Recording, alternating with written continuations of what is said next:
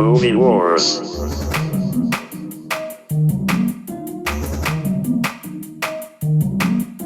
Steve, what's going on? How are you? Nice to see you. Doing good. Are you in? I think I saw. Are you in San Antonio today? I'm in San Antonio this weekend at a comedy club, and just been it's been a long run of clubs, but I'm gearing up to I'm going to film my 5th hour special here shortly. So just getting all the kinks out and getting it well greased. So pretty excited about that. Fantastic. How's the new hour going? Are you out there working it? Yeah, it's coming together. I think it's taken me over 20 plus years to finally like get it right. So I like look back on the other hours, when you're posting clips on social media, and there's definitely like cringy, like, oh god, that's so bad, but you just post it. But I feel like this is the first special I've had from A to Z where I can look back on it where I'm like, this is the best work I've ever done. Yeah, for sure. Yeah, and it's considering how long you've been doing it at the level you have been, it's probably weird to see that transition of comedy now clips. It's like it's out of context. It's like there's so much buildup, but people only have such a long attention span on social. I mean, how is that for you as someone that went from doing it, like you said, 20 plus years, and now like I got to put this clip out there. It's out of context, but I got to elicit a response somehow.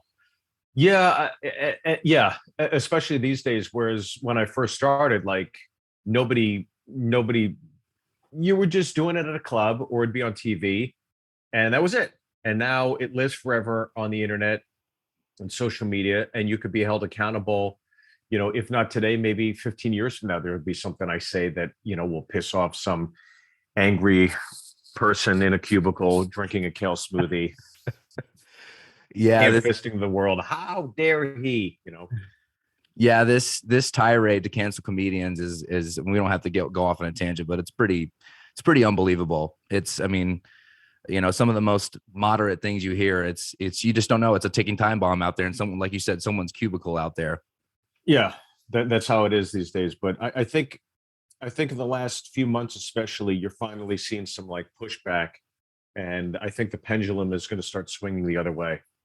Yeah, I think it's because we're clamoring for humor. I mean, I think it's, what I've in my circle of people that I talk to, it's like people are clamoring to be entertained and to laugh. Like we need a laugh right now, like a legitimate, unfiltered, unfettered laugh. Yeah, exactly. Yeah. And I think that's why, comedy is as big as it's ever been, certainly in my lifetime, where, prior to, if a comic did Madison Square Garden, it would be a huge feat. Now you're seeing a lot more comics doing arenas and theater tours, I believe, than I've ever seen in my lifetime. Yeah, absolutely.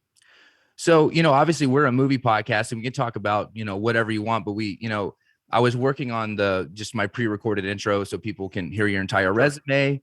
I was like, it would take less time to talk about the things you haven't done, because it seems like in your career, obviously you have been and still are doing comedy at the highest level, but along the way you became a filmmaker, a writer. You had Sullivan and Son on TBS, and you're also now a documentarian. So can you tell a little bit about that story, about how you went from touring and doing specials to also getting into filmmaking and writing? Yeah, I think had I not, I think my career really shifts into a different gear due to the fact that I moved to Los Angeles and became friends with Vince Vaughn. He's one of the first guys I met when I moved to LA. It was just through osmosis and a channel of friendships that it all happened. But once the friendship happened, and getting to know him, he's such a scholar on foundation of storytelling, Joseph Campbell, et cetera, et cetera. And we would take these hikes and walks up to the Hollywood sign when he lived in the hills. And we would just talk about, goals and things we wanted to attain while we're young guys in Hollywood at the time, especially. And he said, you should write something for yourself. I said, well, I don't know. I just write jokes, I barely write jokes. And he's like, you could do it. And I was like, why don't he just kept saying, you could do it, you could do it. So I went ahead and bought some books on foundation storytelling and basically like taught myself how to write, based off of Joseph Campbell, Blake Snyder, William Goldman, and just all these books that I would read on script writing, or like William Goldman's books on, like, adventures in the screen trade. Even though it's not about writing itself, it is, because he's dictating stories about, his trials and tribulations of The Princess Bride, Butch and Sundance, and the plethora of incredible work that he had done. So you're learning along the way as well. So it was just through all that I just said, oh, maybe this is something I could do. So the first thing I wrote was Sullivan and Son. And look, I got paired up with a great showrunner, Rob Long. I'd like to say I wrote it, but I mean, the guy, Rob, really, really, taught me what writing in the writer's room is all about. So I learned a lot about storytelling in a 30-minute format for a multicam with Rob Long, and obviously with Vince as well. And then when the show got canceled, I went ahead and just thought, okay, well, I'm not going to wait for somebody else to give me something, because my whole career has been like, I've never gotten cast in anything unless I wrote it for myself. So I wrote a film about stand-up comedy called The Opening Act, and it was a lot of inside baseball, but I felt like I was at the right age to write it. I was experienced enough to write it, and then directing that was a whole nother ball of wax. But again, um, never would have done it if I didn't hike up those hills in Hollywood all those years ago via Vince Vaughn. That's the long answer, but yeah. That's amazing. Yeah, and so the opening act, and so starring Jimmy O Yang, Cedric the Entertainer. I think when we first talked, I fumbled along trying to do comedy for a long time, and it felt like it had two like sides to it. It felt like it was an homage to the process of creativity behind comedy, but also if you're not someone trying to do stand up or haven't done stand up at any level, it's appealing because you're kind of getting an outside look, and it's almost educational but super entertaining at the same time. What was your point of view when you're writing? Did you want it to be an homage, or I wanted it to, you know, there were other projects I'd seen or heard about, and it's always from the perspective of somebody who was coming back to it. And I was like, I don't want to watch a film about a 50-year-old driving home from Las Vegas. I want to watch a film about a 20-year-old driving to Las Vegas for the first time. That was kind of like what I was thinking of, the mindset of going back to the beginning and how exciting and romantic, and the journey of it all is more exciting than actually doing it, right? So I was just thinking, what are the worst things that could happen to you when you first start doing it? A bombing, of course, but there's all the things that go along with. Everybody's been to a comedy club, but few people have spent a weekend doing the routine, what it is to come in on Thursday, what it means to do a Sunday show, Friday and Saturday, 2 shows a night, the relationship with the wait staff, the management, morning radio, being a new performer, and understanding the dynamics of a disgruntled, road weary veteran headliner. So I just wanted to play all those dynamics into 72 hours, or 4 days a weekend. And I just thought, boy, there's so much. I didn't want to make it a long-winded thing. It's like you can put the whole thing in one weekend, Thursday through Sunday. That's it. So that was kind of like my process, to show people at the beginning of a comic's journey how it's not just about being a comic. It really is about discovering your voice, but taking those hits along the way and understanding it's not easy. You gotta get beat down. You gotta fall, and you gotta get back up repeatedly. And you gotta get your sea legs. And that's what the whole film's about. the part that resonated strongly was, he has an office job, and I just, as a creative myself, and so many creative people I know that are maybe rotting away, in their cubicle. Now, not all Yep. of us have Bill Burr as a boss. I couldn't help but transcend. I know he's not playing himself, but I was like, wow, what would it be Sure. like to work in a cubicle for Bill Burr? But it's this that resonated so strongly. I was like, how many creatives are out there festering, dreaming of, like you said, that first drive to Vegas, or that first gig, or just getting up on stage and doing their first 5 minutes? I mean, that resonated in a big way.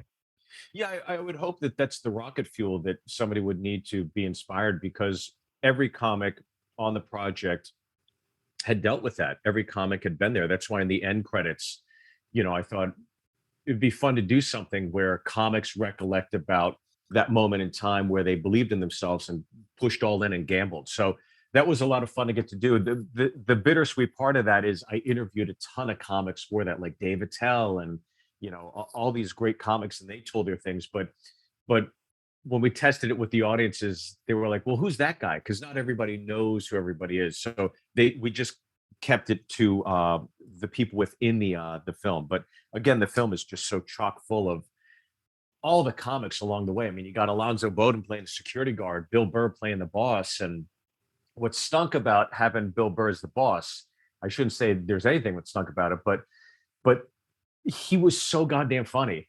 He was so goddamn funny, and he had so many great lines. But what we realized is that when we kept Bill funny, the precipice into Jimmy launching into his career, or that weekend leaving the job, was less impactful. So we had to keep it. We had to play it by the numbers, and really kind of like neuter Bill's humor, which sucked, because when Jimmy leaves, for example, he's like, can I get the day off? Can I get the day off?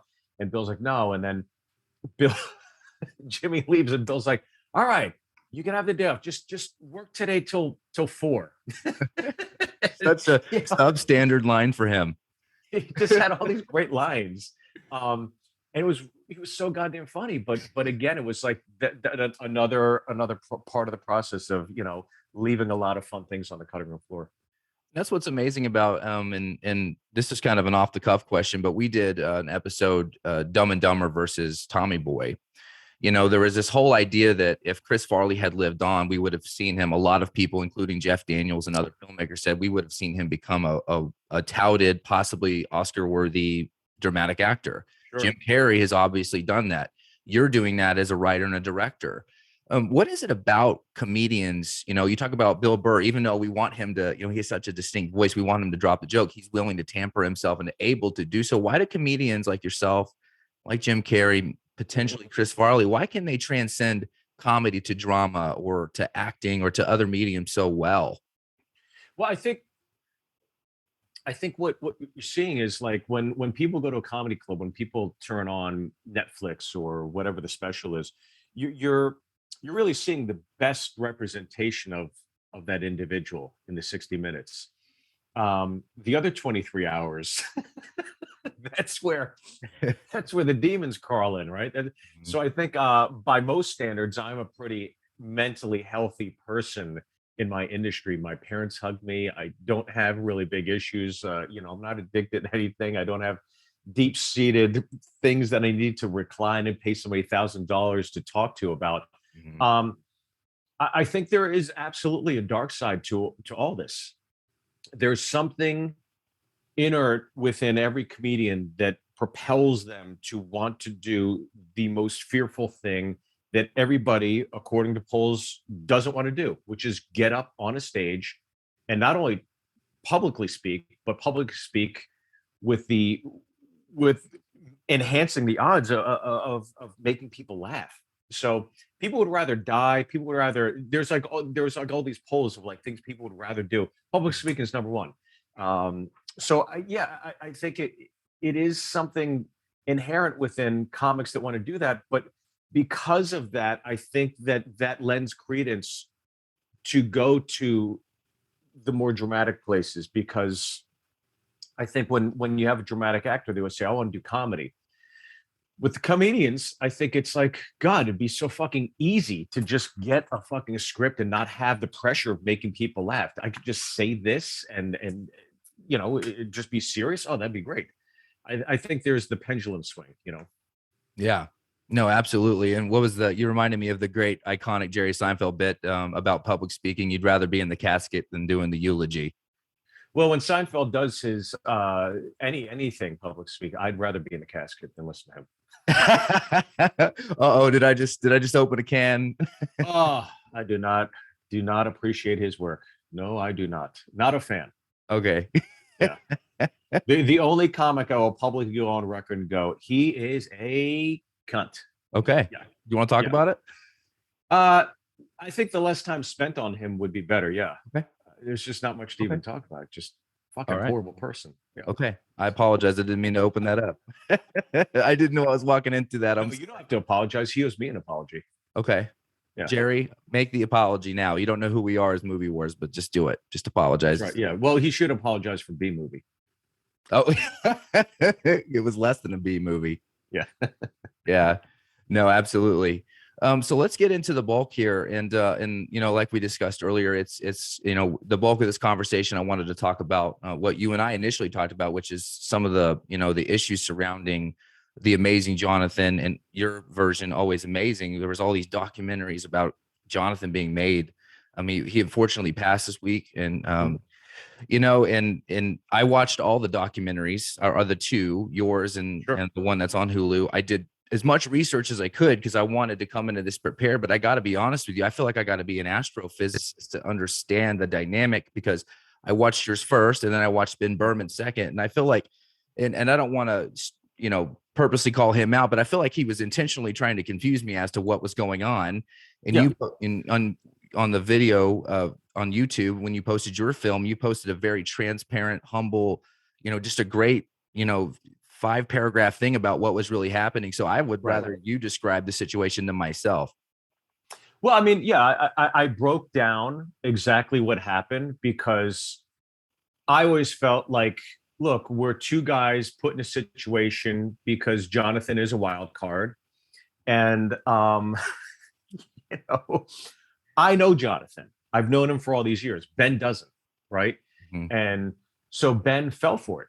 He fell for the trap. Johnathan's poking him the whole time, just needling him. Oh, these guys, and Ben fell for it. And so I knew Johnathan was doing that.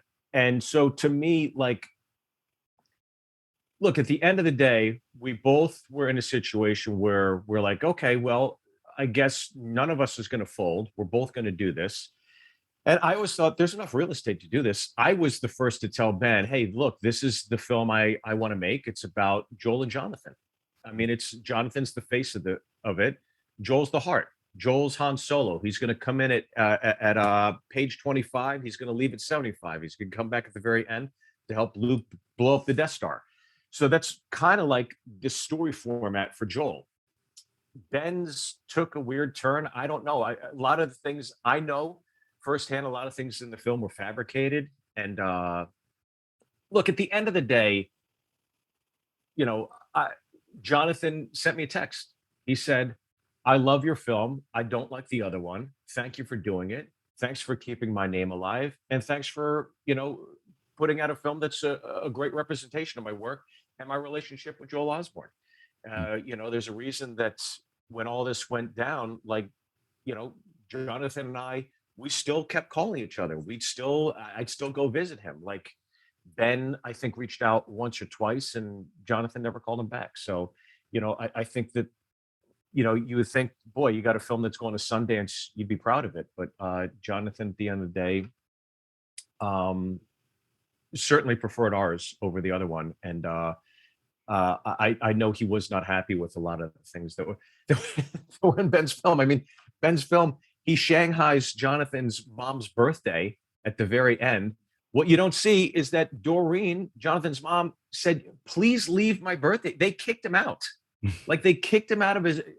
Who in the right mind would just show up at a woman's, like, a birthday party in a senior home and just crash it with cameras? It's like, Mhm. that is like a microcosm of like who he is and the film he made and the lengths he was willing to go to do this. It's like I would feel cringy. I just couldn't do that. I couldn't shove a camera in somebody's face at 6 in the morning like he did to me. And it's just Yeah. like, this guy's fucking nuts. That's where it took a huge left turn into self-gratification to me. It's like, what's the closing scene? It's obviously the, Shin, the guy he basically bamboozled into producing it, because he basically said, well, the drama's already here. Why don't you just go ahead and sign on? That's how as a movie watcher interpreted that.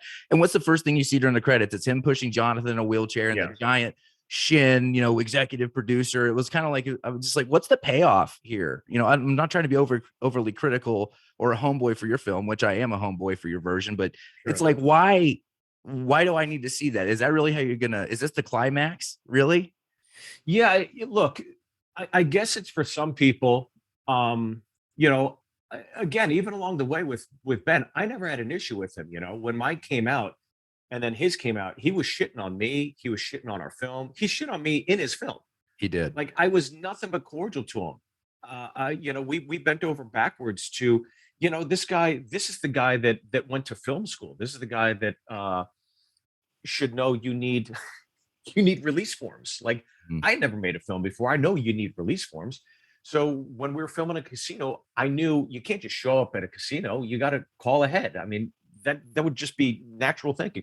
This guy just showed up with cameras, and Johnathan had to finesse it and let them come in. And so when he finally comes to the casino, like for example, those Foxwood shows, there were only 3 stations that you could film at inside the venue, and I'd set up my 3. I didn't know that. I'd gotten permission before, but I was like told, okay, I have 3 positions.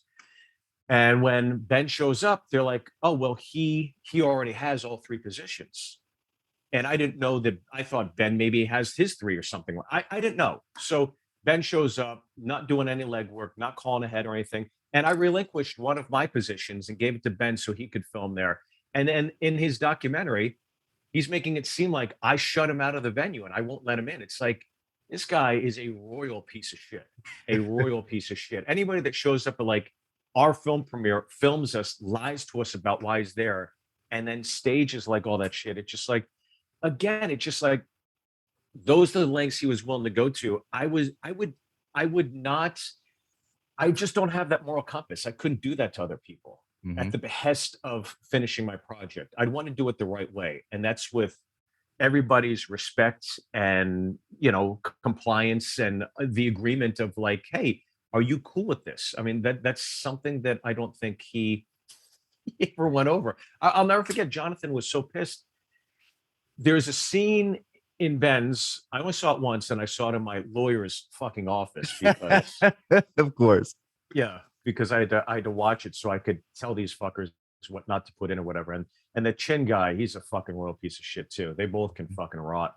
Mhm. But along with Seinfeld, the 3 of them should do a doc. Seinfeld. So there was a part where Ben confronts Johnathan, right? Like, what's going on? What is all this shit? Obviously, it's fabric. It's edited in a way. What you don't see is that at the time, Ben is waiting for Johnathan to die. Johnathan told me this repeatedly. Oh, he's waiting for me to die. So he has an ending to his film. And Johnathan outlived expectations, as we know, right? So Ben gave him a wad of cash, puts it down, and says, I will give you that money if you throw me out of your house and I can film it so I have an ending to this film. And that's where Johnathan turns and gets angry. So what you don't see is the impetus to make him angry. And then Johnathan gets furious and is angry with him because of that. He felt insulted. So, look, it is what it is. I could nitpick the whole thing. I haven't even thought about it for years since you brought it up. But at the end of the day, I'm very, very proud of the film I made. It's nice to see that it was received so well by his fans, especially on YouTube. YouTube's a dumpster fire. You post something, you could see people are just waiting to hate. And I'd say it's like 97% positive. It's rare I've read something negative about the film.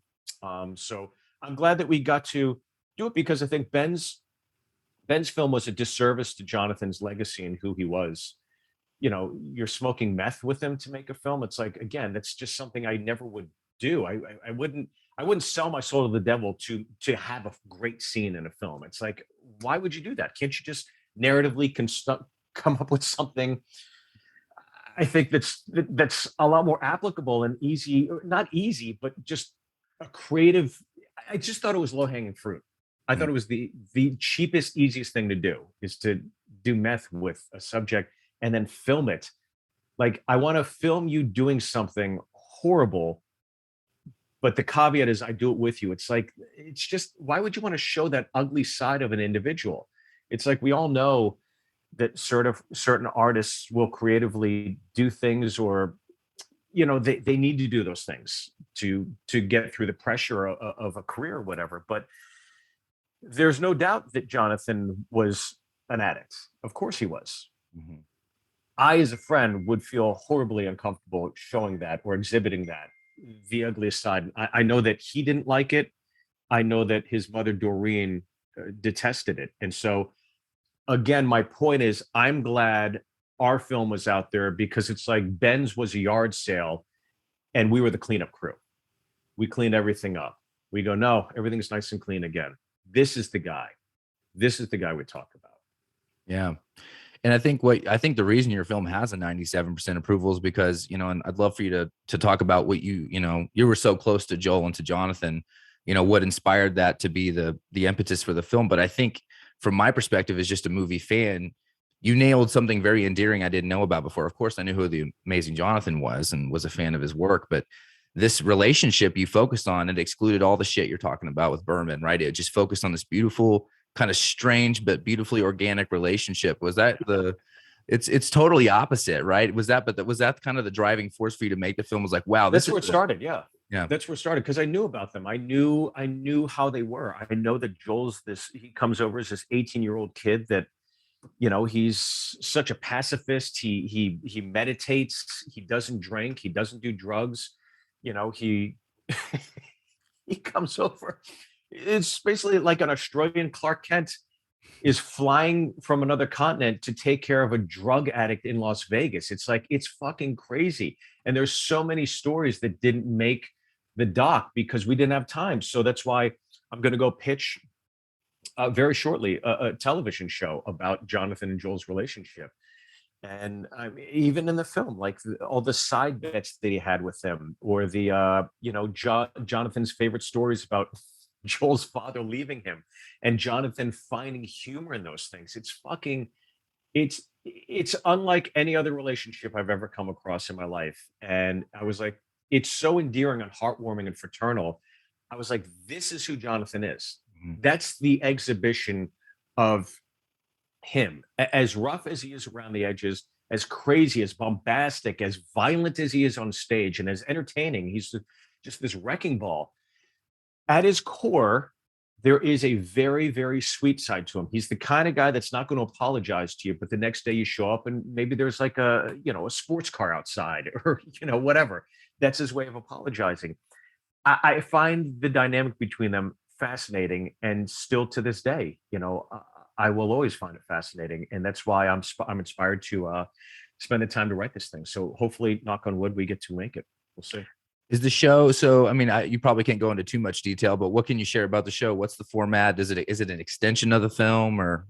Yeah, it's basically Joel showing up first day and like exhibiting all of the things that happened to them, like all the things you couldn't put in. Joel, for example, was this is fucking crazy. Joel shows up, okay, at the Golden Nugget. Johnathan is he's sold out enough tickets, and he had a contract for like 2 months. So now it's like, do you want a residency? And if you get a residency, you sign a contract for like $2 million for the course of a year, right? Hmm. So they've done the legwork. They have the show sold out. They have the case to get a residency. So Johnathan doesn't do it himself. Johnathan doesn't have his agent do it because he just fired his agent. He has an 18-year-old kid dress up in a suit to meet with the president of the Golden Nugget and the entertainment director. And Johnathan instructs him, you go in that room, you say Johnathan wants billboards, he wants a higher per diem, and he wants $2 million a year. And if you can't give that to him, you can fuck off. And then Joel, I want you to walk out and slam the door, and we'll wait. And Joel's like, well, I don't know if I can do that. So now Johnathan is like making him rehearse, and he's sitting there. He's like, say it. And Joel's like, I want you to fuck off. Just like seeing this like energetic cokehead and this pacifist going, I can't slam the door. I can't say fuck off to a president of, and Jonathan's like, that's what you have to fucking do. They're And so rehearsing Joel, the fuck off. he had to tell, and he didn't have to say fuck off. He had to scream it at them. You have to scream, fuck off. So they're like rehearsing this, and Joel, of course, does it in his own way. And he pacifies the situation. Of course, they lock it up. Another example. This was on the cutting room floor, and this is crazy. This is one of the things that, like, when we first saw this, we're like, holy shit, this documentary is going to be great. And again, a testament to how strong the story is, but we had to lose this part. And this part is one of my favorite parts. Johnathan had these Halloween parties in Las Vegas. So So for the time that he was headlining and synonymous with Vegas, everybody in Vegas had to go to this Halloween party because Johnathan likes to shock people, as you know. So he said, I want people, like when you walk in, there's like people with hooks in their skin hanging from the ceiling, like really kind of like creepy carny shit. And there's like women like blowing darts out of their vagina and popping balloons and shit, just like all those like carny freak shit. And Johnathan said, this year I really want to freak him out. I really want to freak him out. And I want this at the very, as soon as they walk in, I want them to see this. So he has Joel call escort agencies in Las Vegas to find out the rate to hire a hooker to fuck a donkey. But she also has to be dressed as a nun. So Joel, who's never had, he's a virgin. Now Joel's got to call escort agencies and find this out. And then he's got to lower the rate too. Jonathan's not like, whatever they want, I'll pay. It's like Johnathan still wants to lowball him. So Joel's got to call these places like slowly like finesse how to get, and she got to dress like a nun. It's fucking crazy. My God. And this is Joel Osborne's like daily routine. On a daily basis, he's putting out fires. He's constantly putting out fires for Johnathan. And that to me is the fun of it all. I mean, this, hacks or whatever, that's all fabricated. It's not real. Like this all actually fucking happened. And it's so crazy. And you go, there's no way. It's like, ask him. He'll tell you right now. Joel has so many fucking stories. That's incredible. Like just you describing those two things, I would subscribe instantly to that show. That sounds amazing. I'm hoping we get to make it. We'll see. It is damn fun, but I also think it might be a little too much. Who knows? Yeah. This day and age. Yeah. So the show, your next special, any other, aside from comedy, any other films you're writing, any other? I just finished a film on Caltech's basketball program. I've been working with the Coach Oliver Esslinger. Basically, the story is that Caltech, MIT, the West Coast, they have a basketball program. Basketball program is in disarray. They haven't won a game in 30 years. Like literally 30 years, they haven't won a game. It's one of the longest losing streaks in all the sports. And so Coach comes in and he's like, I'm going to turn this into a winning program. So the whole film is not about the championship. It's not about getting the playoffs. The whole film is getting a bunch of black, brown, white, yellow nerds to literally just win one game. They just have to win one game. It's like the complete opposite of a sports film, but it's a true lesson in failure. It's very inspiring. It's hilarious. And I just finished it. So it's going to go to market pretty soon. And I just finished a comedy Western that I'm about to take out with. And yeah, I'm still writing. I got 2 shows that I'm going to go pitch. One of them is the Johnathan show, and then filming this 5th hour. So a lot on the plate. Not a lot of time to sleep. No.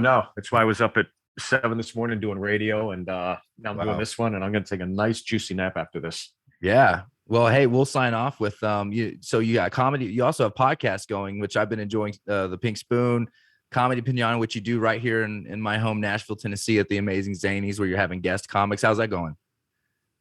Yeah, I love Comedy Pinata. Comedy Pinata is a lot of fun. It's basically, I've seen podcasts about special effects artists break down special effects scenes, and then I've seen stuntmen break down stunt scenes via film.